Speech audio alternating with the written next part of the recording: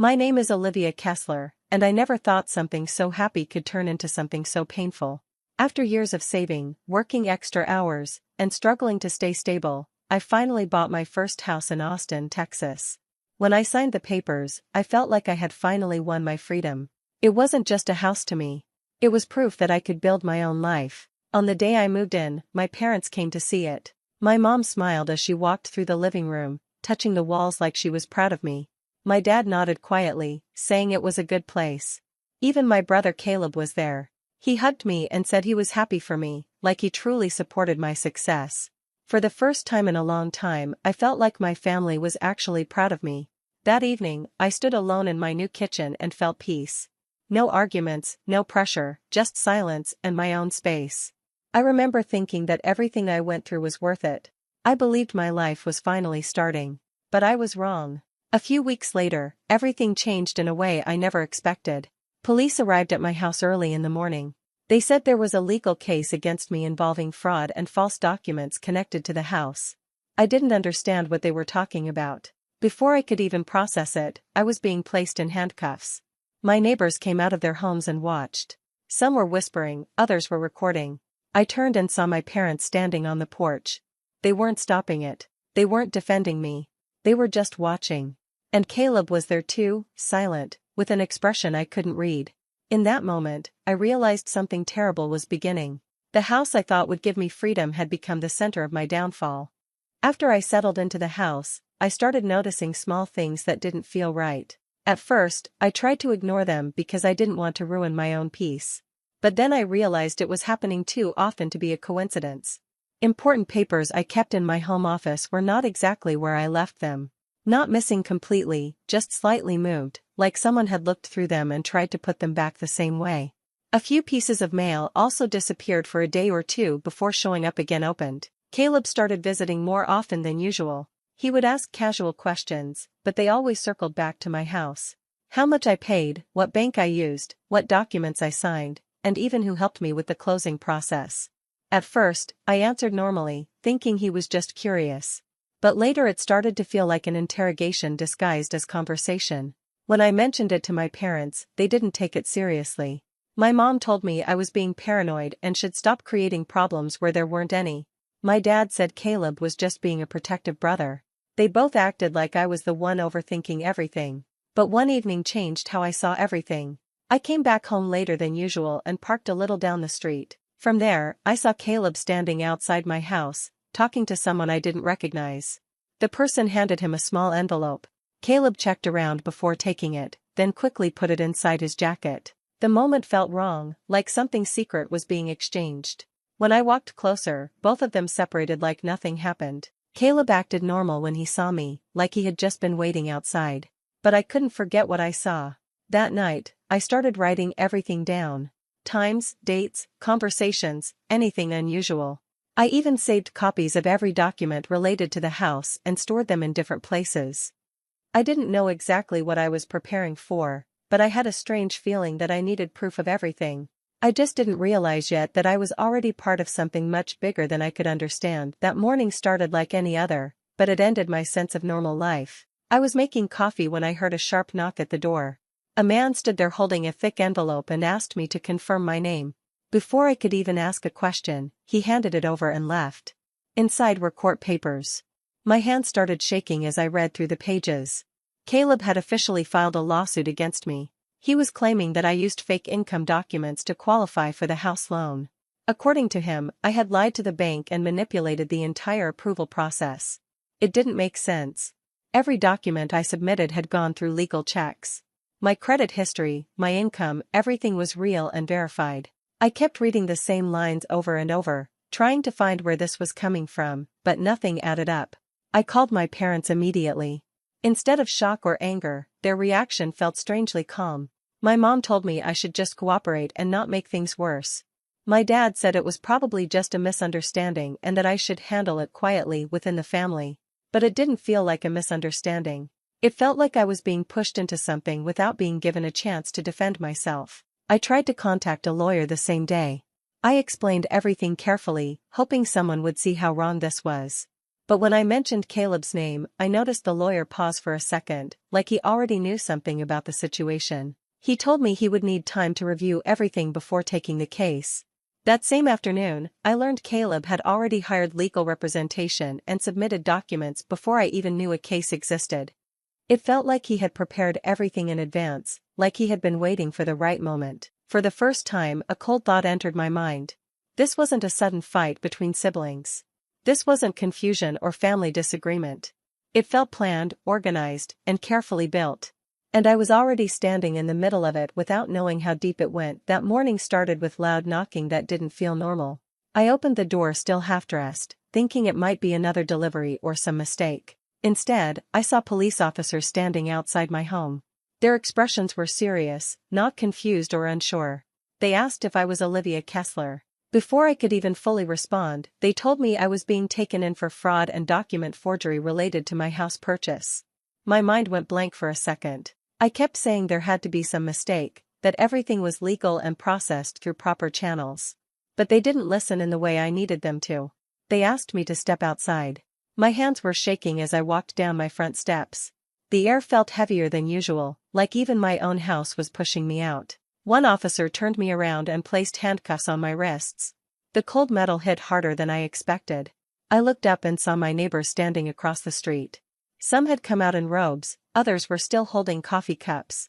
Nobody spoke. They just watched. Then I saw my parents on the porch.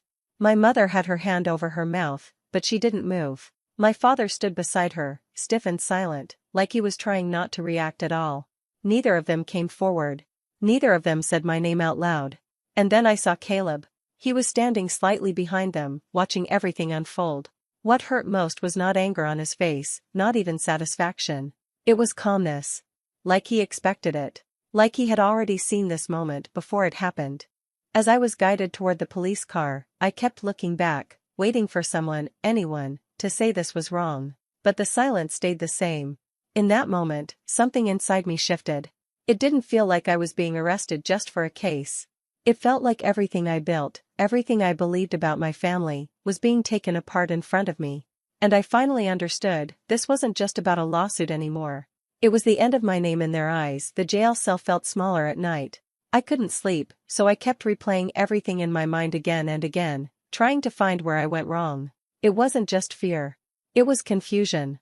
Nothing about the case felt natural, like it had grown on its own. It felt built.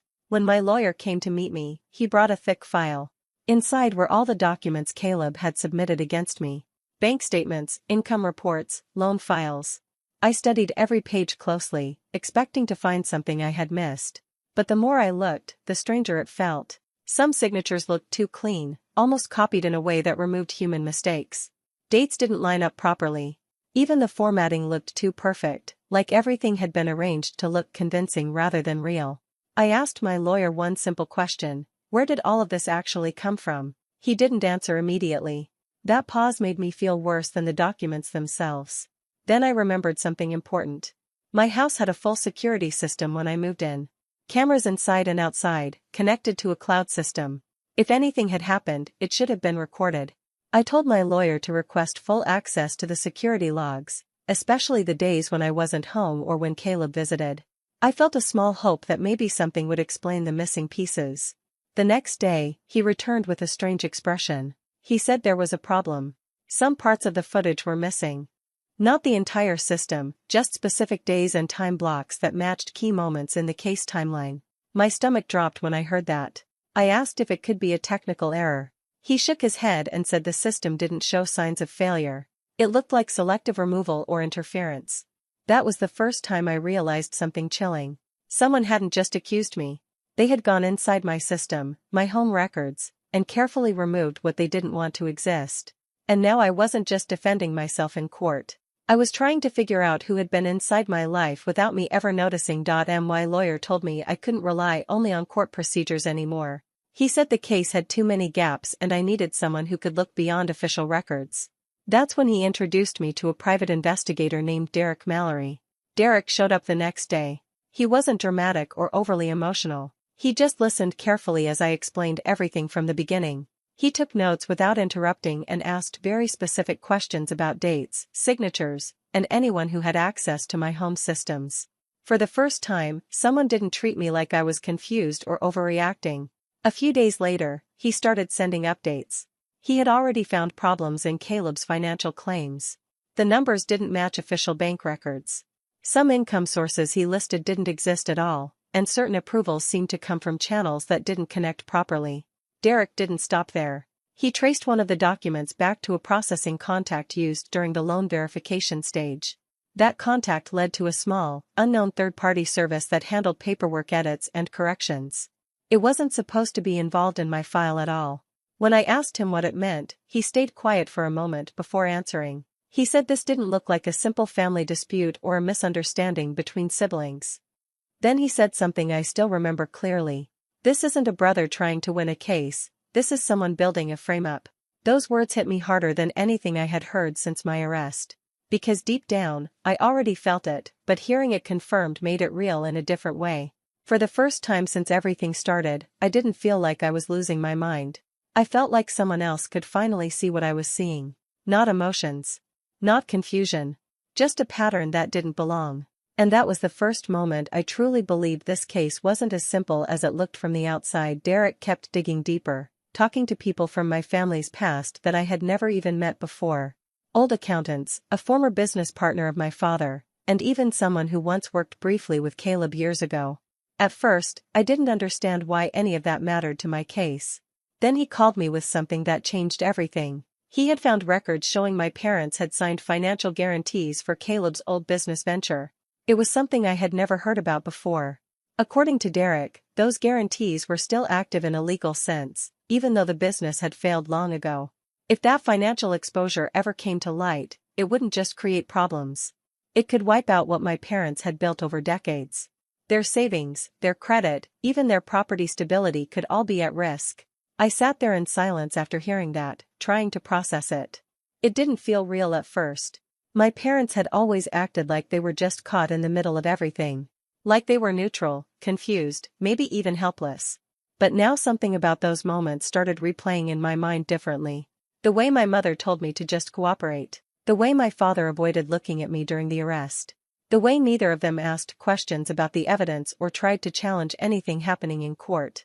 At the time, I thought it was fear or shock, but Derek's findings made it feel different now. It felt like careful silence. Not silence from ignorance, but silence from protection. Just not protection for me. For the first time, I started seeing this situation in a colder light. My parents weren't just standing by while I was being destroyed. They were standing still because moving could expose something they had spent years trying to keep buried. And Caleb's lawsuit suddenly didn't feel like an isolated attack anymore. It felt like it was connected to something much older inside the family, something that had nothing to do with me at all. But I was the one paying the price for it. Derek didn't stop searching through my home systems. He said if someone had tampered with the footage before, there could still be hidden layers or backup devices most people never notice. I didn't fully understand what he meant until he called me late one night. He told me he had found something unusual in the garage network. At first, it looked like just another connected device, but it wasn't listed in my main security setup. It had been running quietly in the background, almost invisible unless you knew exactly where to look. He traced it carefully and confirmed it was a secondary camera feed that I had never been told about. It wasn't part of the standard installation I had paid for when I bought the house. Someone had added it separately, and it had been recording without my knowledge. My heart dropped when he said he recovered footage from it. When I finally saw the clips, I couldn't speak for a moment. The video showed Caleb inside my house weeks before the lawsuit ever happened. He wasn't alone. He was talking to someone I didn't recognize, a man standing near the kitchen area, looking over papers spread across my counter. They were speaking in low voices, like they didn't want to be heard even though they were inside my own home. Caleb pointed at something on the table and said they needed to make everything look clean and legal on paper. The other man nodded and started sorting through documents, adjusting them like they were building something step by step. I felt sick watching it, but I couldn't stop. Then came the part that changed everything.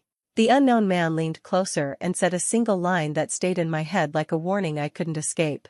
Once she's arrested, she can't fight back. I replayed it again and again, hoping I had misunderstood. But there was no misunderstanding. The plan was clear in a way I never wanted to see. This wasn't random conflict or emotional family tension anymore. It was preparation. Quiet, deliberate preparation inside my own home. And for the first time, I understood that my arrest hadn't been the start of the story.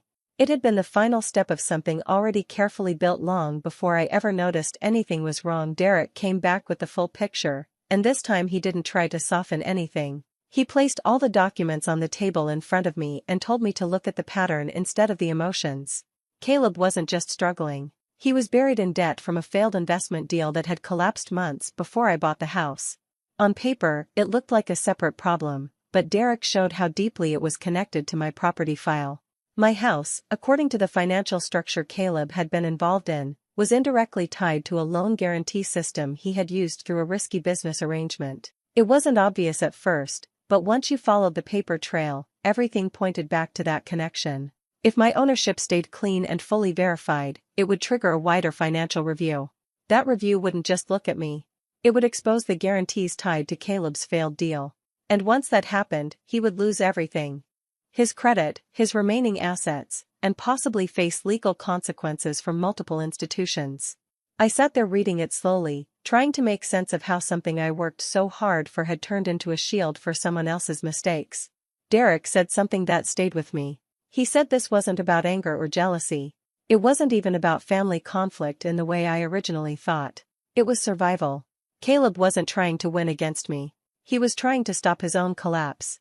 And the lawsuit, the documents, even the arrest, all of it was structured to remove me from the situation fast enough so the system wouldn't dig deeper. Then Derek added something even harder to accept. My parents weren't completely unaware of what was happening. They might not have known every detail, but they understood enough to realize that if the situation escalated, their own financial history could also be pulled into the investigation. That's why their silence made sense now in a different way. It wasn't confusion or neutrality. It was self-preservation. Staying quiet meant staying out of the spotlight. I leaned back, trying to breathe normally, but everything felt heavier. The house I thought represented my independence had been placed in the middle of a financial structure I never agreed to be part of. And suddenly, the entire case didn't feel like a family argument anymore. It felt like I had been pulled into a crisis that was already in motion long before I ever signed the papers. The courtroom felt colder than I expected that day. I sat quietly as Derek prepared everything, placing the final set of evidence on the table. Caleb avoided looking at me, but I could feel his tension from where I was sitting. My parents were behind him, both looking worn down, like they hadn't slept properly in days. When the hearing started, Derek stood up and began presenting the hidden camera footage. The room changed the moment the video played. Caleb was shown inside my house weeks before the lawsuit, speaking calmly about preparing documents and controlling how everything would look on paper. The judge leaned forward as the footage continued.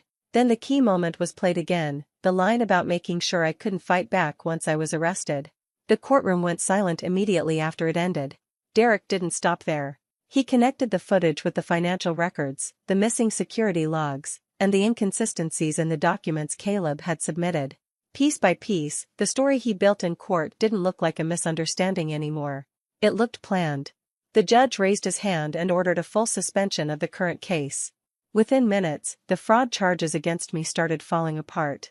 The evidence that once looked strong now looked contaminated and manipulated. Caleb's expression changed when he realized what was happening. For the first time, he didn't look confident. Security officers moved in as the judge ordered his custody for fraud-related actions and evidence tampering. Behind him, my parents broke down. My mother covered her face, and my father sat down like he had lost all strength. But I didn't feel anger in that moment. I just felt distance. When I was finally cleared to leave, I walked out of the courthouse slowly.